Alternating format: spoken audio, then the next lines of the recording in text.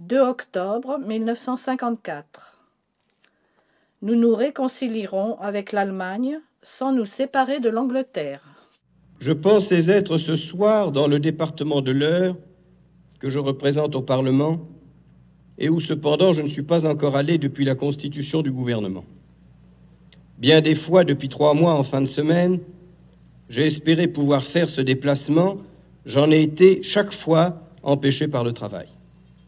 Il en est encore de même aujourd'hui, et c'est de Londres que je m'adresse à vous, parce que j'y suis retenu par les délibérations finales de la conférence sur les problèmes européens. Je ne saurais naturellement entrer dans le détail des discussions de la conférence, ainsi que des accords conclus ou en voie de conclusion, avant d'en avoir rendu compte à l'Assemblée nationale. Je me bornerai à vous expliquer des faits que vous avez déjà pu connaître par la presse. Après le rejet de la CED, certains ont dit que l'on avait taillé et qu'il fallait recoudre. La comparaison n'est pas fausse. J'ai toujours dit que nous devrions faire pour la solution des problèmes européens des propositions constructives. Car en raison des longs atermoiements qui avaient précédé notre décision finalement négative sur la CED, il y avait dans l'esprit de nos alliés des doutes, voire même de la mauvaise humeur. Ils se demandaient si la France voulait réellement aboutir à un résultat positif dans la construction européenne. Certains d'entre eux étudiaient très sérieusement la possibilité d'adopter des décisions en dehors de nous. Tous prenaient position en faveur du réarmement de l'Allemagne, et l'unanimité des gouvernements européens sur ce point est une donnée de fait qu'il faut prendre en considération, quels que soient nos sentiments. Une opposition systématique de la France seule eût été une attitude périlleuse et dépourvue de réalisme. Elle nous aurait finalement privés de tout contrôle sur une remilitarisation qui se serait de toute manière poursuivie en dehors de nous. Mais il reste que l'on doit se prémunir contre les risques que comporte le réarmement allemand. C'est pourquoi dans les propositions françaises soumises à Londres, l'accent a été mis par la France sur la limitation et sur le contrôle des armements. Non pas uniquement des armements allemands, car si la réglementation doit être efficace et rigoureuse, elle ne peut qu'être générale, comme l'ont toujours demandé depuis tant d'années ceux qui veulent une organisation internationale de la paix qui assure une réelle sécurité. Ainsi, nous créons, dans un cadre européen, un système qui pourra servir de modèle un jour peut-être à tous les autres pays du monde. S'il est établi dans le cadre de l'Europe occidentale, ce mécanisme ne peut présenter toutefois de garantie suffisante que si la Grande-Bretagne y est associée. D'où l'idée de confier cette tâche à un organisme créé en 1948, celui du traité de Bruxelles, et qui, comprenant déjà la Belgique, les Pays-Bas, le Luxembourg, la Grande-Bretagne et la France, s'ouvrira à l'adhésion de l'Italie et de l'Allemagne.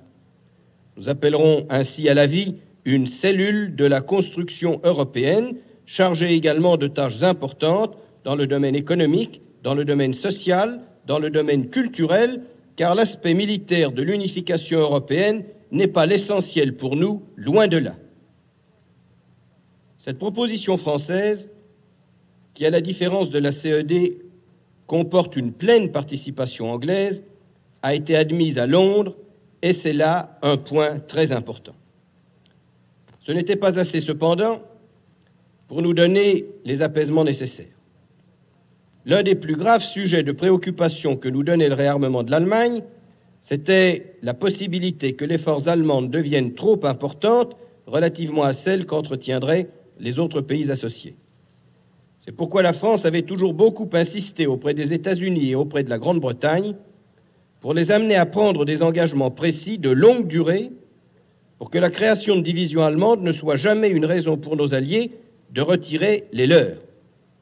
À cet égard, les assurances que les États-Unis nous ont données il y a quelques mois seront renouvelées. L'Angleterre, de son côté, nous avait, il y a quelques mois, promis de maintenir sur le continent des forces constituant ce qu'on avait appelé une contribution raisonnable à la défense. Mais il n'existait pas d'engagement réel, sauf pour une division et pour quelques forces aériennes. Or, le gouvernement britannique vient de prendre une résolution qui fait date, qui rompt avec la tradition séculaire de notre grand ami et qui apporte à l'Europe une garantie de sécurité d'un poids considérable. Ces 4 divisions et les forces aériennes dites tactiques que l'Angleterre s'engage à maintenir sur le continent quoi qu'il arrive. Sur ces 4 divisions, 3 sont des divisions blindées et les mots forces aériennes tactiques désignent l'une des plus puissantes formations aériennes existantes dans le monde. Il y a plus.